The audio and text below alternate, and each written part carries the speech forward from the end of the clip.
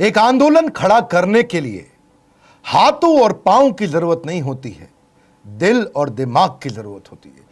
You don't need hands and legs to drive your organization, you need head and heart to drive your organization.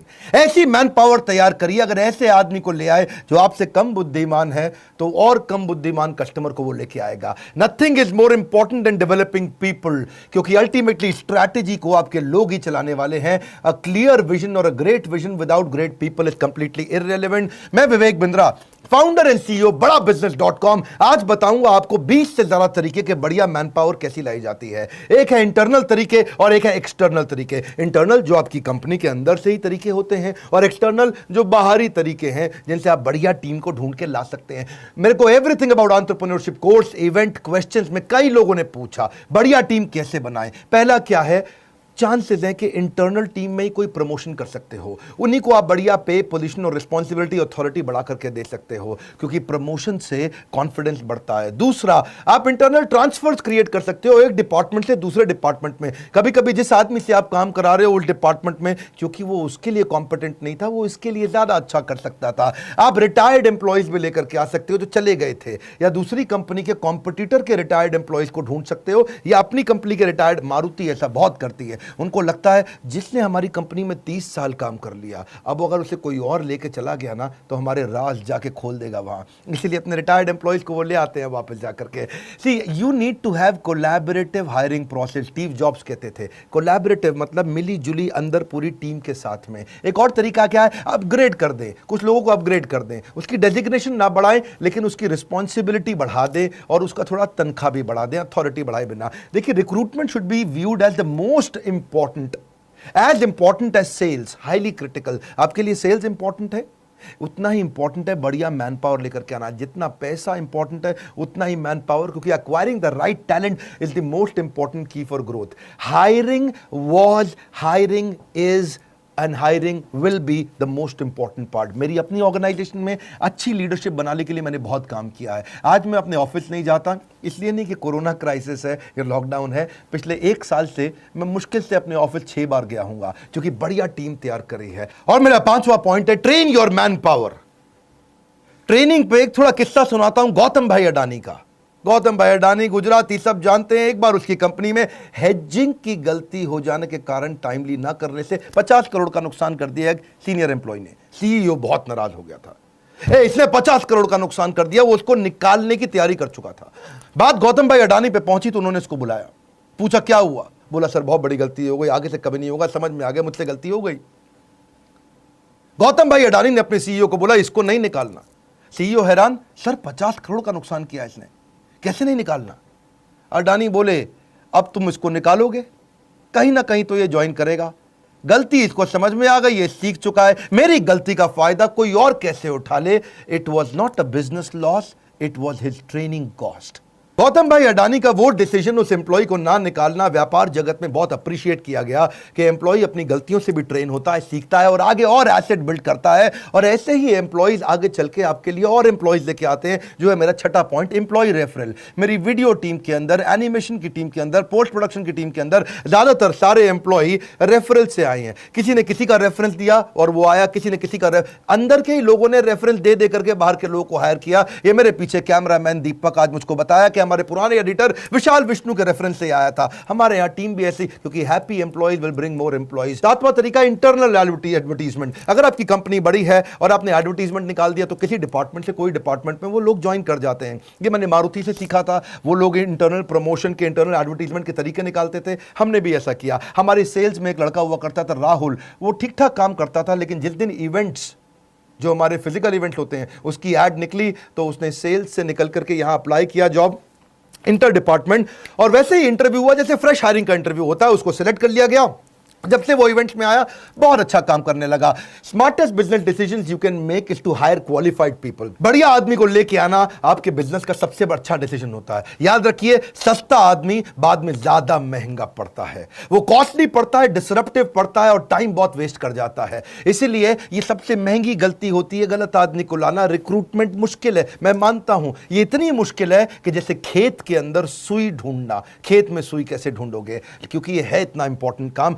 Previous applicant पे भी focus करो। कई बार पहले interview देके लोग जा चुके थे और उनका रेज्यूमे अभी तक पड़ा हुआ है, आपने जवाब नहीं लिया या उस समय डिसीजन नहीं लिया, उस समय वो आदमी काम नहीं आता। तो पुराने लोगों पे ध्यान दें। और अगर आपकी बड़ी ऑर्गेनाइजेशन है और आपकी ऑर्गेनाइजेशन में किसी एम्प्लॉय का देहांत हो गया है तो उसकी पत्नी, उसका बच्चा या उसके पिता को भी आप नौकरी का अवसर दे सकते हो, क्योंकि आप जब फाइनेंशियली इन्वेस्ट करते हो ना लोगों के अंदर, तो वो आपकी कंपनी में इमोशनल इन्वेस्टमेंट करना शुरू कर देते हैं, याद रखिएगा। एंड ऑल्सो ये भी है कि किसी गलत आदमी को, don't hire people who are coming for salary, hire people who are coming for the love of the job.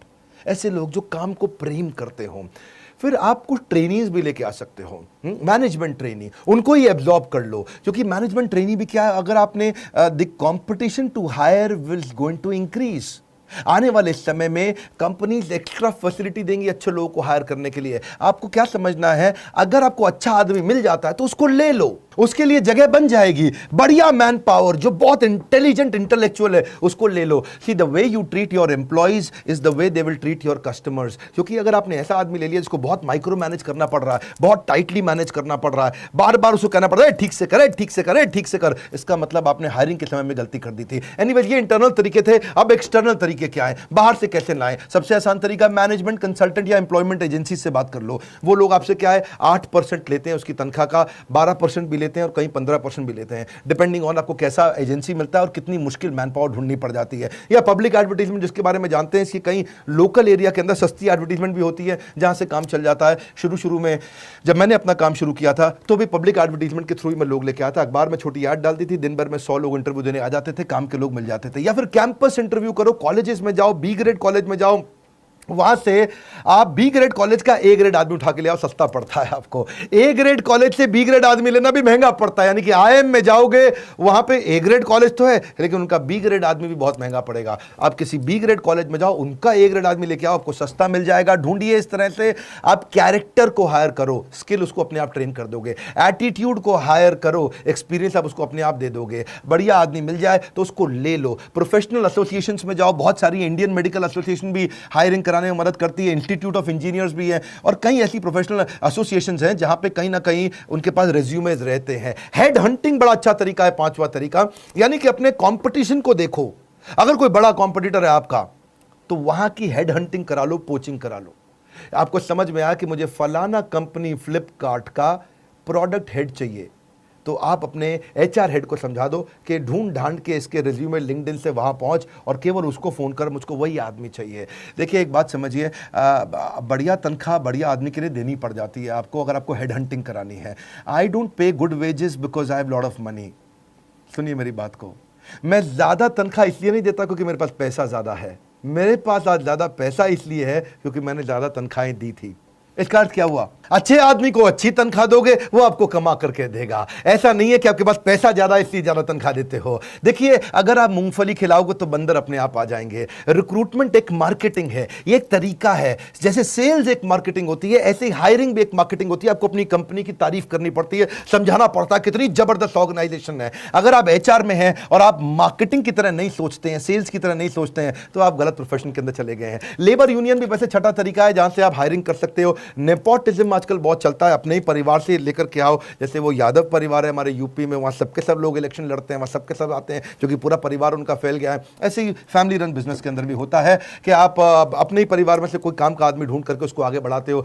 Casual collar walk in outside the office advertisement से भी चलता है। जैसे अपने ऑफिस के जस्ट बाहर कुछ एडवर्टीजमेंट पोस्टर वगैरह लगा दिए। कुछ कॉल सेंटर्स में मैं देखता हूं अपने ऑफिस के बाहर बड़ा बोर्ड हमेशा लगा रहता है, यानी कि हर दिन कोई ना कोई कैजुअल कॉलर या वॉक इन आता रहता है, अपना सीवी देता रहता है और इंटरव्यू चलता ही रहता है। सोशल मीडिया और ई रिक्रूटमेंट पे कई बार मैंने देखा कुछ ऑर्गेनाइजेशन ध्यान नहीं देती हैं।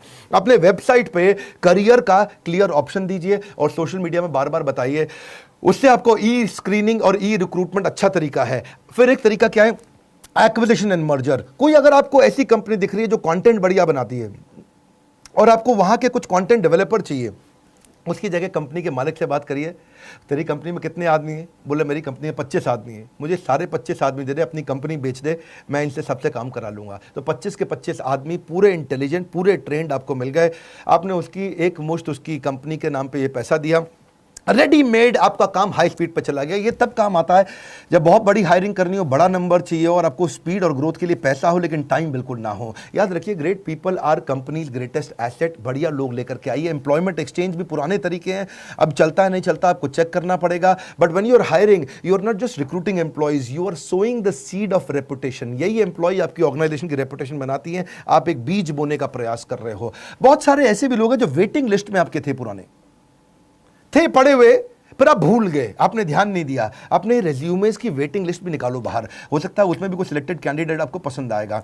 मैंने इंटरनल की बात भी करी, एक्सटर्नल की बात भी करी। एक में 10 बताए, एक में 12 बताए। फायदे नुकसान समझ लीजिए। देखिए, इंटरनल मेथड में क्या है, आप अगर अपनी कंपनी के अंदर से लेते हो तो लोग बहुत मोटिवेटेड रहते हैं, उनकी लॉयल्टी और बढ़ जाती है। अरे लाला जी हम लोग को प्रमोट कर रहे हैं, ये नहीं कि बाहर से लेके आ रहे हैं। अच्छा लगता है उनको। ये थोड़ा क्विक भी है और कॉस्ट इफेक्टिव भी है, महंगा नहीं पड़ता है, सिंपल प्रोसेस है, रिलायबल है। लेकिन इंटरनल में नुकसान भी है छोटा सा, आप बढ़िया फ्रेश टैलेंट नहीं ला पाते। आपको कई बार फेवरेटिज्म देना पड़ता है। अरे ये तो हमारी जाति का है, इसको लगा देते हैं आगे, हा हा हा। ये क्या, कई बार फेवरेटिज्म भी आ जाता है और लिमिटेड स्कोप भी होता है, क्योंकि आपके पास वही 10 लोग हैं, उन्हीं में से आपको लेना है। बाहर से कई बार कॉन्फ्लिक्ट भी हो जाता है। आपने 10 में से एक को बढ़ाया तो बाकी 9 खुंदक खा गए। लाला जी का कुछ चक्कर है इसके साथ में, तो ये बड़ा गड़बड़ रहता है। एक्सटर्नल मेथड के भी फायदे नुकसान है। अगर आप बाहर से आदमी लेके आते हो, फायदा क्या है, थोड़ा फेयर और इम्पार्शियल है। आप बाहर से लेकर के आए हो, ढूंढ के लेके आए, थोड़ा ट्रांसपेरेंट है, फ्रेश नया टैलेंट आता है, नई इंटेलिजेंस भी आती है कंपनी में। स्कोप बहुत बड़ा है, क्योंकि अपनी स्कोप कैसे बड़ा है कि आप हजारों लोग हैं, हजारों में से 10 चुनने हैं आपने, और इससे ऑर्गेनाइजेशन ग्रो करता है। लेकिन नुकसान क्या है, इसमें जो अंदर बैठा है बेचारा वो टेंशन में आ जाता है, ये बाहर से लाए जा रहे हैं, हमारा नहीं ध्यान रख रहे। दूसरा, टाइम कंज्यूमिंग भी पड़ता है, क्योंकि बाहर से आदमी लाने में वो कई नोटिस पीरियड दे करके आएगा, थोड़ा लेंदी और कॉस्टली प्रोसेस है। एम्प्लॉयज डिससैटिस्फाई भी हो जाते हैं, कभी कभार इनसिक्योरिटी भी आ जाती है। लेकिन hire people brighter then you, एक कैटेगरी आदमी लेके आना, ये रूल है मेरी कंपनी में, हमने रूल बना रखा है। अपने एचआर को मैंने बोला हुआ है, आज मेरी फैमिली लगभग 1,500 से 2,000 एम्प्लॉइज और हमारे चैनल की हो गई है, और हेड ऑफिस के अंदर भी, दिल्ली के अंदर भी 400 आदमी बैठते हैं। रूल क्या है, एक कैटेगरी एम्प्लॉय चाहिए, एक कैटेगरी एम्प्लॉय चाहिए। दिमाग में घुसा दिया है। अपने से ज्यादा बुद्धिमान आदमी लेकर क्या, और उसके रास्ते से बाहर हो जाओ, उसके बाद वो काम करके दिखाएगा। Satisfied employees will get more customers will mean more profitability. वैसे मैंने आजकल यूट्यूब पे ही काफी बिजनेस कंटेंट फ्री में देना शुरू किया है, अच्छा लगता है तो मुझको जरूर बताइएगा। एवरीथिंग अबाउट एंटरप्रेन्योरशिप में हमने एचआर से संबंधित सारे टॉपिक्स कवर किए हैं। एम्प्लॉय को रिटेन कैसे किया जाता है, सक्सेशन प्लानिंग, अगला टीम कैसे डेवलप करें, इसको लीडरशिप इन पाइपलाइन बोलते हैं। हाई परफॉर्मेंस कल्चर कैसे आता है, रिक्रूटमेंट, हायर करने का प्रोसेस क्या है, मैनेजरियल एफिशिएंसी, कम आदमी से ज्यादा काम कैसे कराएं, कॉम्पेंसेशन एंड बेनिफिट, तनख्वाह के स्ट्रक्चर कैसे होते हैं, training and development, on boarding का प्रोसेस क्या रहेगा, रिवॉर्ड्स कैसे दिए जाते हैं, ईसॉप एम्प्लॉय को शेयर होल्डर अगर बनाना हो 1% 2% कैसे बनाते हैं, जॉब डिस्क्रिप्शन ईए का, पीए का, डिपार्टमेंट हेड्स का कैसे बनाते हैं, रिव्यू कैसे करें, उनके परफॉर्मेंस को पढ़ें कैसे, एग्जीक्यूशन एक्सीलेंस, स्पीड कैसे लाएं, केआरए और केपीआई के इंडिकेटर कि उनके भाई स्कोर बोर्ड आपको बनाना पड़ेगा, सेल्फ कोचिंग का डायरी तैयार करें, एम्प्लॉइज को ही एंटरप्रेन्योर या इंट्राप्रेन्योर कैसे तैयार करें। बात बड़ी सरल है, हम कंटेंट में डेप्थ देते हैं। आज सारे एमबीए कॉलेजेस और यूनिवर्सिटीज अब हमारे साथ पार्टनर करने लगे हैं, क्योंकि वो जानते हैं मैनेजमेंट का प्रोग्राम आज बड़ा बिजनेस से पावरफुल कोई नहीं देता, कंज्यूमर रेलेवेंस पे फोकस करते हैं। हमारे साथ जुड़े रहने के लिए नीचे कमेंट बॉक्स में बताने के लिए कि बिजनेस का और कौन सा टॉपिक अटेंड करेंगे, सब्सक्राइब दुनिया भर में करने और करवाने के लिए, वर्ल्ड का नंबर 1 एंटरप्रेन्योरशिप यूट्यूब चैनल बनाने के लिए आपका हृदय की गहराइयों के साथ हाथ जोड़ के धन्यवाद।